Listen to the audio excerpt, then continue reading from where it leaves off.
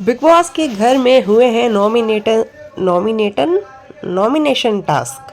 और इस टास्क का जो थीम है वो है डाकिया डाक लाया। जी हाँ, डाकिया है। और वो डाकिया है कौन? विवेन डिसेना। जी हाँ, आप सबको तो पता ही होगा कि घर में अगर किसी के हाथ में पावर है, किसी के हाथ में पावर होनी चाहिए, तो बिग बॉस के अकॉर्डिंग वो है रजत विवेन डिसेना। और विवेन डिसेना के हाथ में फिर से इस बार पावर है और वही बने हैं डाकिया।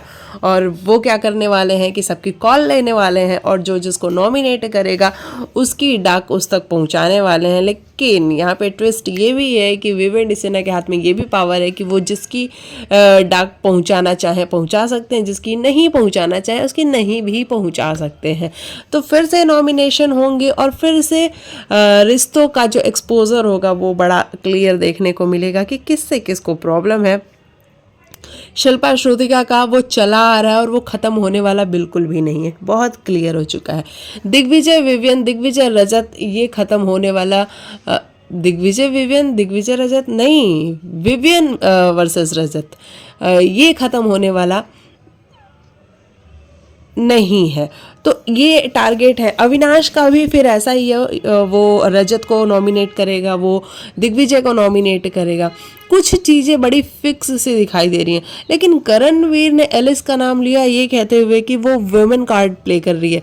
मुझे ऐसा लगा कि करणवीर वुमेन कार्ड तो ये वाली बात हो चुकी है, 2-3 बार हो चुकी है, तो फिर से वही बात कह के नॉमिनेट करना यहाँ मुझे थोड़ा सा सेफ प्ले लगा। उसको एक स्ट्रॉन्ग पॉइंट देना चाहिए किसी के अगेंस्ट। तो इस तरीके से घर में नॉमिनेशंस हुए हैं। आपको बता देते हैं कि नॉमिनेट हुआ कौन कौन है। करणवीर मेहरा नॉमिनेट हुए हैं, जी हाँ। लेकिन करणवीर मेहरा को नॉमिनेट किया किसने? ईशा ने किया? अविनाश ने किया? किसने किया?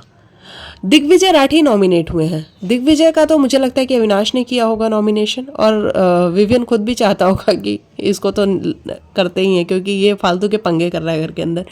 रजत दलाल हुए हैं। रजत दलाल का भी बनता है क्योंकि विवियन के साथ बिल्कुल भी नहीं बनती है। रजत दलाल नॉमिनेट हुए। श्रुतिका अर्जुन हुई है नॉमिनेट क्योंकि शिल्पा जी ने नॉमिनेट किया श्रुतिका को। चुम भी नॉमिनेट हो गई है, जबकि मुझे चुम का समझ में नहीं आया क्योंकि चुम की तो सभी से बनती है और चुम घर के अंदर बहुत अच्छा इन्वॉल्वमेंट है, एक पॉजिटिव वाला इन्वॉल्वमेंट है उसका घर के अंदर। तो चुम कैसे नॉमिनेट हो गई ये बात मुझे नहीं समझ में आ रही है। वो एपिसोड देखेंगे तब ज़्यादा क्लियर होगा। तजिंदर बग्गा नॉमिनेट हो गए। विवियन के हाथ में पावर और बग्गा नॉमिनेट हो गए, ये चीज़ भी नहीं समझ में आ रही है क्योंकि कल ही अभी बग्गा करण के अगेंस्ट शायरिया बोले जा रहे थे, लेकिन आज विवियन ने बग्गा को भी नॉमिनेट कर दिया। या फिर विवियन को ये लगा होगा कि भैया इन्वॉल्वमेंट तो है नहीं इनके घर के अंदर, ये सिर्फ चाय पीते हैं या सोते रहते हैं, तो चलो इनको नॉमिनेट कर ही देते हैं, बहुत हो गया बग्गा जी का।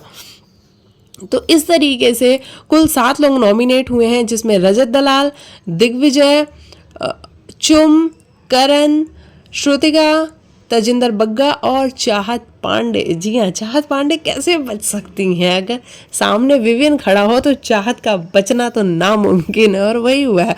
लेकिन अगर ये भी है कि चाहत के हाथ में जिस दिन पावर है उस दिन विवियन का बचना नामुमकिन हो जाएगा। तो ये चीज़ें बड़ी देखने वाली हैं, बड़ी समझने वाली हैं। बाकी आप लिखिएगा आपको क्या है कहना। और नॉमिनेशन के जो राइट्स हैं वो किस किस को मिले हैं, विवेन ने किस किस के राइट्स को रखा है, ये भी जब हम एपिसोड देखेंगे तो ज़्यादा क्लैरिटी मिलेगी।